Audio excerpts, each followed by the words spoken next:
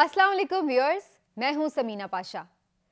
Viewers, नया साल शुरू हो चुका है और नए साल में अल्लाह करे कि नई पॉलिसियां, नई तब्दीलियां हमें दिखाई दें और जो पुरानी एक रविश हमें दिखाई देती है उससे हमारी जान छूट जाए, क्योंकि बज़ाहिर तो इस पुरानी रविश ने हमें नुकसान के अलावा, घाटे के अलावा कुछ नहीं दिया। और यही हमें नज़र आ रहा है सूरत हाल कि जो 2022 में हमने गलतियाँ की हैं उनका इजाला इसी तरह मुमकिन है कि अगर उन गलतियों को करेक्ट किया जाए।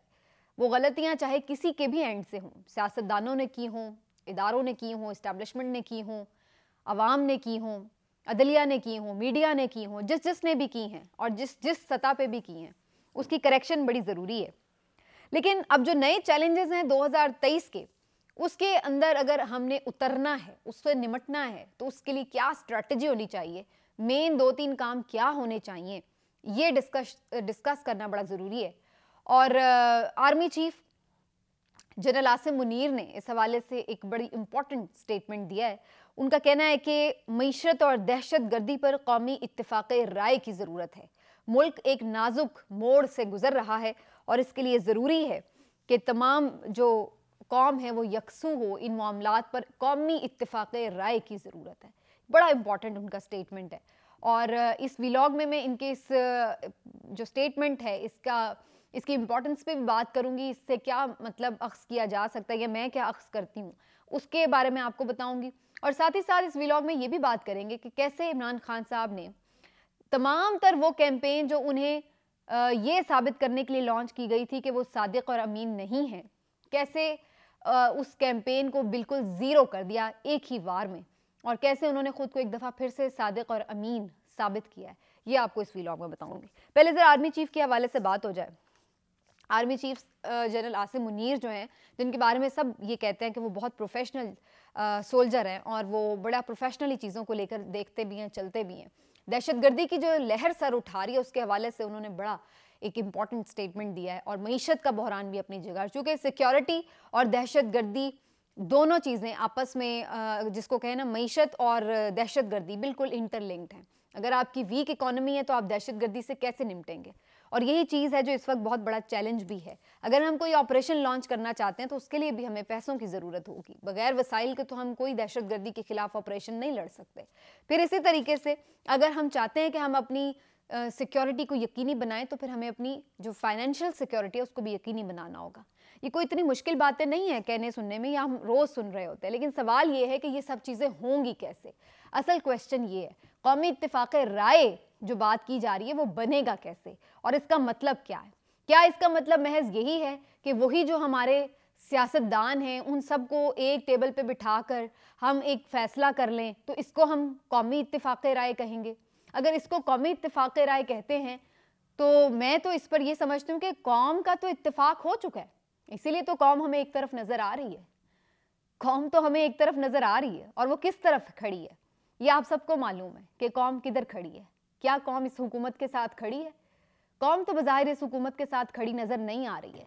तो अगर कौम किसी दूसरी तरफ खड़ी है तो फिर कौम का इत्तिफाक राय तो उसी तरफ है। तो फिर अगर उसके इत्तिफाक राय की कोई अहमियत है तो फिर उसके लिए मामलात को कैसे उस तरफ ले जाना है, बात तो फिर इस पर होनी चाहिए। क्योंकि एक मुस्तहकम हुकूमत जिसको अवाम की बैकिंग हासिल होगी, जो अवाम के वोटों से मुंतखब होकर आएगी, वही बोझ उठा सकती है मुश्किल फैसले करने का जो मईशत के हवाले से हों, वही बोझ उठा सकती है दहशतगर्दी के खिलाफ ऑपरेशन करने का, या दहशतगर्दों से निमटना कैसे है उनके हवाले से जो भी उसने प्लान बनाने, जो भी उसकी पॉलिसी हो, वो वही कर सकती है जिसके पीछे अवाम की सपोर्ट है। जो हुकूमत खुद अपनी हुकूमत बचाने में लगी है, जिसको अपने लाले पड़े हैं, जो अवाम में जा नहीं सकती है, वो क्या कोई कौमी इत्तिफाक राय पैदा करेगी? वो कौम को क्या कन्विंस करेगी? ये लोग, ये वज़रा जाके कौम को कन्विंस करेंगे कि जी पेट पर पत्थर बांध लें। देखें, हमने तो बेशक 80 लोगों की कैबिनेट बनाई हुई है, लेकिन आप पेट पर पत्थर बांध लें। क्या ये लोग जो अपनी अयाशियों में किसी तरह की कमी नहीं करते, ये आके लोगों को कन्वे करेंगे कि मुल्क बड़े नाजुक दौर से गुजर रहा है और हम बेशक 80 लोगों की कैबिनेट है, हम जो मर्जी अपने खर्चे कर रहे हैं, हम करते रहेंगे? यानी 150 लोग इस वक्त असेंबली में मौजूद हैं हुकूमत के और उनमें से आधे जो हैं वो मिनिस्टर्स हैं। ये हिसाब है। मेरा तो ख्याल है रोज़ रोज़ एक नोटिफिकेशन जारी करने से बेहतर ये है कि एक ही दफ़ा नोटिफिकेशन जारी कर दें कि इस इत्तेहादी हुकूमत के जितने भी मेंबर्स हैं वो सारे मिनिस्टर हैं, ताकि ये रोज़ रोज़ का जो नोटिफिकेशन का झंझट है ना, ये भी ख़त्म हो जाए। और फिर उसके बाद कौम को आके भाषण दें कि जी हम बड़े मुश्किल हालात से गुजर रहे हैं, हमारे पास खाने को पैसे नहीं हैं, हमने लोगों के कर्जे वापस करने हैं, लिहाजा आप लोग पेट पर पत्थर बांध लें।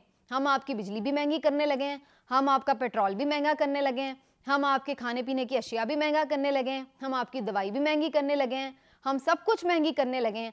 आप जो हैं वो पेट पर पत्थर बांध लें, लेकिन हम जो सारे के सारे लोग मेंबर्स बैठे हुए हैं, हम सब के सब मिनिस्टर्स हैं, हमें तमाम प्रोटोकॉल्स भी मिलेंगे, हमें तमाम मुराद भी मिलेंगी, हमें तमाम तर जो अयाशियाँ हैं वो हमारी जारी रहेंगी, लेकिन आप लोग पत्थर बांध लें। तो ये एक ज़रूरी इस बात के लिए ये कि अगर तो आप वाकई चाहते हैं कि कौम से, जो एक तो रूटीन है ना हमारी, हम कौम से कुर्बानी मांगते हैं, मांग लें जी, फिर से हम कौम से कुर्बानी मांग लें, लेकिन पहले एक ऐसी हुकूमत तो ले आएँ जिसको कौम हुकूमत तो माने, जिसको अपनी हुकूमत तो समझे।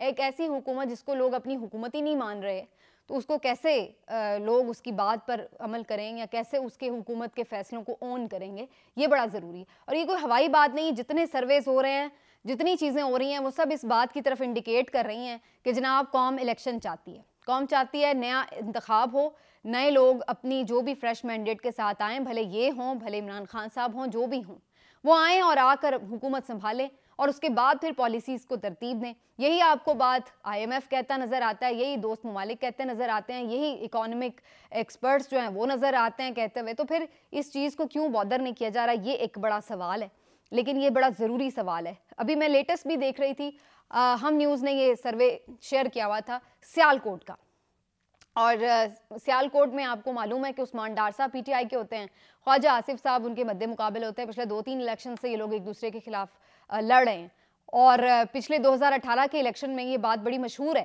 कि उस्मान डार साहब लीड ले रहे थे और ख्वाजा आसिफ साहब जो थे वो शायद कुछ वोटों के मार्जिन से पीछे थे, लेकिन फिर बकौल कुछ लोगों के कि जी उन्होंने कोई फ़ोन घुमाया कि जी ये क्या हो रहा है, और फिर उन्होंने जो है उसमें कोई असर रसूख इस्तेमाल किया और फिर वो एकदम से उनकी लीड, थोड़े से देर के लिए नताइज रुके और फिर बाद में जब नताइज आना शुरू हुए तो ख्वाजा आसिफ साहब की लीड आगे होना शुरू हुई और फिर चंद वोटों के मार्जिन से थे वो ख्वाजा आसिफ जीत गए।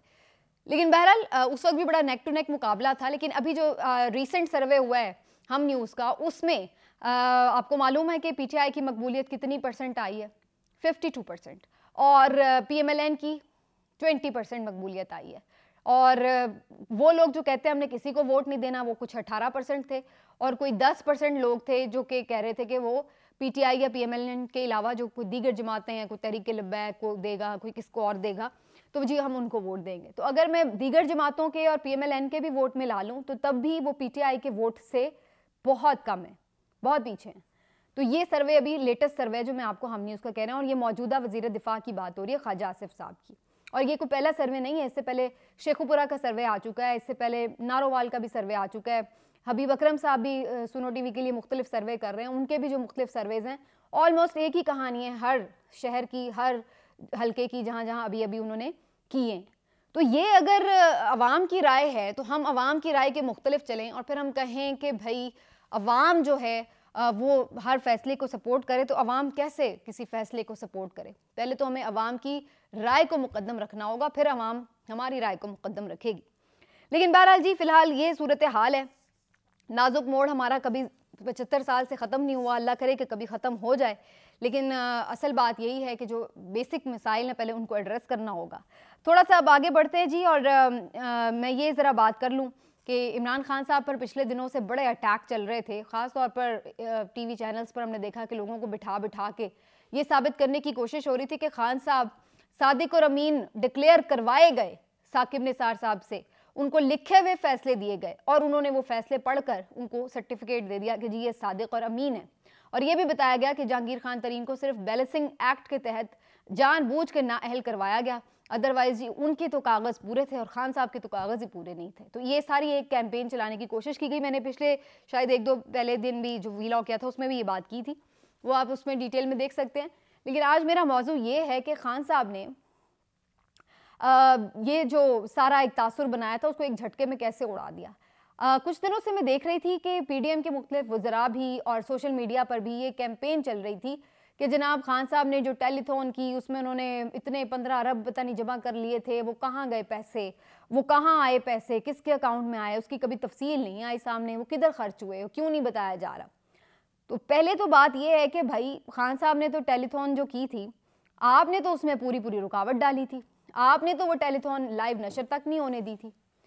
आप किस मुंह से हिसाब मांग रहे हैं? पहले तो आप ये बताएं कि अगर वो एक उन्होंने कौमी कॉज के लिए वो की थी टेलीथॉन, तो उसके अंदर तो आपको उन्हें सपोर्ट करना चाहिए था। उस वक्त तो आपने बैन लगाया हुआ था कि जी उनकी तकरीर नशर नहीं हो सकती। आपने तो पूरी कोशिश की कि उनकी टेलीथॉन जो है वो नाकाम ही हो जाए। वो टेलीथॉन सिर्फ सोशल मीडिया के थ्रू चली और उसके बावजूद लोगों ने उसमें ना सिर्फ ये कि डोमेस्टिकली बल्कि इंटरनेशनली भी सब लोगों ने उसमें डोनेट किया, बहुत सारे लोगों ने, और अच्छी खासी उसमें खती रकम जो है वो 15 अरब की तकरीबन जमा हो गई। लेकिन उसके बावजूद भी अच्छा मज़े की बात यह है कि गवर्नमेंट होते हुए गवर्नमेंट ने तो इससे भी ज़्यादा रकम प्लेज की हुई है ना, कि भाई हमने तो पता नहीं कहाँ से वो पता नहीं कि एक कैंपेन भी चली थी कि बिलावल भुट्टो जरदारी ने तो चंद घंटों में खरबों रुपए जमा कर लिए। इमरान खान ने तो 3 टेलीथॉन में किए, बिलावल भुट्टो ने तो 1 घंटे में पता नहीं कोई विजिट किया अक़वाम मुत्तहिदा का, वहाँ खरबों रुपए जमा कर लिए। तो भाई पहले जो बिलावल साहब खरबों रुपए जमा करके आए थे, ज़रा वो तो कोई हमें बता दे कि वो कितने खरब थे, वो कहाँ पे डोनेट हुए, वो कहाँ पर लोगों के ऊपर इस्तेमाल हुए। सिंध का तो अभी भी इतना बुरा हाल है, जो वहाँ पे जो भी प्राइवेट फाउंडेशंस काम कर रही हैं वो तो आके और ही कहानी सुना रही हैं। तो भाई पहले ज़रा बिलावल भुट्टो साहब का जो उन्होंने इतने चैंपियन थे, वो उन्होंने इतने पैसे इकट्ठे किए थे, और जो शहबाज शरीफ साहब इतने चैंपियन है जिन्होंने इतने पैसे इकट्ठे किए थे, क्या हुकूमत ने अपना कोई हिसाब दिया इस सिलसिले में? कोई वज़ीर इत्तलात मरियम औरंगज़ेब साहिबा आके जो रोज़ इमरान खान साहब के ऊपर ठीक ठाक किस्म की ज़ुबान दराजी करने के लिए तो आ जाती हैं, लेकिन उन्होंने कभी आके कोई कौमी मामलात के ऊपर कोई ब्रीफिंग देना तो मुनासिब ही नहीं समझी कि कोई अवाम को आके ब्रीफिंग दे दें, इमरान खान से हट के कोई बात कर लें, कोई अपनी हुकूमत की कारकर्दगी बता दें कि भाई ये हम जो हुकूमत है ये कर रही है, ये कोई इंप्रूवमेंट आ रही है। ये तो वो उन्हें कभी तौफीक नहीं हुई, तो वो आके इमरान खान साहब के ऊपर तनकीद वगैरह करती रहती है। चले ठीक है, आप करें, आपके मुखालिफिन है वो आप पे करते हैं, आप उन पे करें, लेकिन भाई आप मिनिस्टर भी हैं तो अपनी हुकूमत को रिप्रेजेंट करें, अपनी हुकूमत की भी कारकर्दगी बताएं। तो ये बड़ा एक कैंपेन चला के अपनी किसी ने नहीं बताई कि आपने जो पैसे इकट्ठे किए क्या किए भी थे कि नहीं, और अगर किए थे तो वो कहाँ खर्च हुए, अपनी किसी ने नहीं बताई। खान साहब से बड़ा हिसाब मांगा जा रहा था। अब इमरान खान साहब ने डॉक्टर सानिया नश्तर साहिबा, इनकी मैं पहले भी बड़ी तारीफ़ करती हूँ, बहुत ही डिसेंट और नाइस खातून, बड़ी पढ़ी लिखी खातून है, और उन्होंने आपको याद होगा कि इससे पहले जो एहसास प्रोग्राम था उसको भी बड़े ज़बरदस्त तरीके से रन किया और उसकी इंटरनेशनली बड़ी तारीफ़ हुई थी।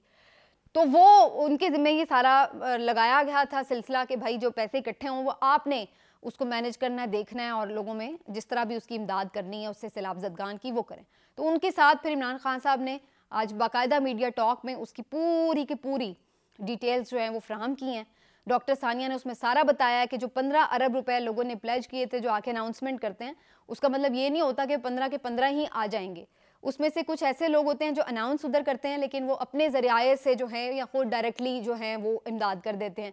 ज़रूरी नहीं कि वो आपके अकाउंट में करें, वो ज़रूरी है कि वो और तरीक़ों से भी इमदाद कर देते हैं, नंबर 1। फिर उन्होंने बताया कि कुछ ऐसे पैसे थे 3 से 4 अरब जो टेक्निकल बुनियादों के ऊपर भी अकाउंट्स में पैसे नहीं आ सके, जिसमें उन्होंने मुख्तलिफ रीज़न्स भी बताए कि कुछ क्रेडिट कार्ड्स के इशू होते हैं, कुछ टेक्निकल एरर्स आ जाती हैं, उसकी वजह से नहीं होता। कुछ उन्होंने बताया कि किस तरह से जो ऑथेंटिक फेलियर्स आते हैं वो भी आ जाते हैं। फिर जो इशूअर का बैंक होता है कभी कभी उसकी तरफ से भी कोई मसाइल आ जाते हैं। तो सारा वो उन्होंने हिसाब किताब दिया कि कितने से कितने अरब रुपए, 3 से 4 अरब क्रेडिट कार्ड्स की ट्रांजैक्शंस के जो एरर्स थे उसकी वजह से नहीं आए, 15% ऑथेंटिक फेलियर की वजह से नहीं आए, 21% इशूअर बैंक डिक्लाइन की वजह से आगे नहीं आए, और 2% टेक्निकल एरर्स की वजह से नहीं आए। तो वो सारा उन्होंने बताया। फिर उसके बाद उन्होंने बताया कि फिर इन सब एरर्स के बाद जितने पैसे आए 4 से 5 अरब रुपए, तो वो उन्होंने कैसे खर्च किए। और अभी भी उनका ये कहना है कि 1 अरब रुपया अभी भी उन्होंने रखा हुआ है। क्यों रखा हुआ है? क्योंकि उन्होंने ये अनाउंस किया था कि जो पैसे आएंगे सिर्फ हम केपी या पंजाब में नहीं लगाएंगे, बल्कि इसमें सिंध और बलूचिस्तान पे भी लगाएंगे, और सिंध ज़्यादा मुतासिर हुआ है तो सिंध पे भी लगाएंगे। और सिंध के हवाले से उन्होंने कहा है कि हमने 1 अरब रखा हुआ है, वो भी सिर्फ इसलिए रखा हुआ है क्योंकि हमने सिंध से डाटा मांगा हुआ है। सिंध हुकूमत से हमने जो बुनियादी कुछ इन्फॉर्मेशन के लिए डाटा चाहिए था वो उन्होंने हमें प्रोवाइड नहीं किया है, जिसकी वजह से अभी तक वो हम पैसे उनके ऊपर खर्च नहीं कर सके। तो एज सून वो एज डेटा में मिलता है उसके बाद हम उसके ऊपर भी प्लानिंग करके जो जिस तरह भी उसका तरीक़ाकार है वो फॉलो करेंगे। तो ये सारी सूरत हाल है। तो यानी जिससे आप हिसाब मांग रहे हैं वो तो बार बार हिसाब दे देता है। कभी वो अपनी फ्लैट का हिसाब मांगते हैं, वो भी आ गया। फिर आपने उनसे शौकत खानम की बात की, हर चीज़ उनकी वेबसाइट के ऊपर डिटेल में आ जाती है। फिर फंडिंग की बात करते हैं तो उस पर भी उन्होंने दे दिया। अच्छा, अब वो गलत था, सही था, उसमें कोई टेक्निकल मसाइल थे या कोई जो भी, वो एक अलग इशू है, लेकिन वो दे रहे हैं। इनमें आप देख लें, एवन फील्ड की रसीदें आई, आज तक नहीं आई। क्या आपने ये बताया कभी कि पीएमएलएन और पीपल्स पार्टी कैसे चल रही हैं, इनकी फंडिंग के क्या जराए हैं? वो इलेक्शन कमीशन भी इस पर सोया हुआ है, उस पर कोई बात नहीं होती ना। उन्होंने कभी मीडिया में आके कोई जराए बताए हैं कि भाई ये वो तो बता रहे हैं ना कि हमें लोग एड करते हैं। इन्होंने कभी नहीं बताया कि इन्हें कौन पैसे देता है, कहाँ से ये पार्टियाँ चल रही हैं, इनके खर्चे कौन उठा रहा है। कभी ये चीज़ सामने नहीं आई। फिर अगर सैलाब ज़दगान की बात है, ज़लज़ला ज़दगान की बात है, वो कर्ज उतारो मुल्क संवारो स्कीम, उसमें जो आपने इतने पैसे इकट्ठे किए थे वो आपने कहाँ खर्च किए? अगर इमरान खान ने पैसे जमा किए तो 3 हॉस्पिटल खड़े वो मुंह से बोल रहे हैं, जी जागता सबूत है कि जी ये उन्होंने पैसे इकट्ठे किए तो यहाँ पे खर्च हुए। नमल यूनिवर्सिटी के पैसे वो सामने नजर आ रहे हैं कि ये चीज़ बनी है। या तो ये होता है ना वो बनते नहीं तो हम कहते हैं यार जो पैसे थे वो हड़प कर गए खान साहब। एक चीज़ बनी है, चल रही है, तो इसका मतलब पैसे वहाँ लग रहे हैं। आप लोगों ने इतने पैसे जो इकट्ठे किए वो आप लोगों ने कहाँ लगाए, ये कोई कब बताएगा? तो ये जो बड़े सवाल हैं कि आप किसी को ये तो साबित नहीं कर सकते कि हम क्लीन हैं, तो चलो ये साबित कर देते हैं कि अगला भी हमारी तरह डर्टी है। ये वो वाली गेम नज़र आ रही है कि अब आप खुद पीएमएलएन के सपोर्टर से, इनके सपोर्टर से पूछे तो वो ये नहीं कहेंगे कि जी ये लोग बिल्कुल साफ शफाफ हैं, इनके ऊपर करप्शन का कोई दाग नहीं है, इन्होंने कभी करप्शन नहीं की, बल्कि वो कहेंगे हाँ ये तो है ही करप्ट, लेकिन खान साहब भी करप्ट हैं। देखे ना, उन्होंने घड़ी चोरी कर लिया। और घड़ी चोरी के बारे में भी वैसे मैं आपको जाते जाते बता दूं कि वो केस भी अब पीएमएलएन ने वापस ले लिया। आपको पता है, तोशा खाना वाला केस भी वापस ले लिया। वजह क्या बनी कि जब अदालत ने ये कहा कि जितने वज़राए आज़म ने जो चीज़ें ली हैं उसकी ज़रा डिटेल लेके आए, तो उन्होंने वो दरख्वास्त ही वापस ले ली है खान साहब के खिलाफ। काफ़ी दिनों से आपने सुना होगा कि किसी चैनल के ऊपर घड़ी की कोई टिक टिक सुनाई नहीं दे रही, तो उसकी बुनियादी वजह यही है। मिलते हैं अगले वीलॉग में, अपना ख्याल रखिए, अल्लाह हाफिज़।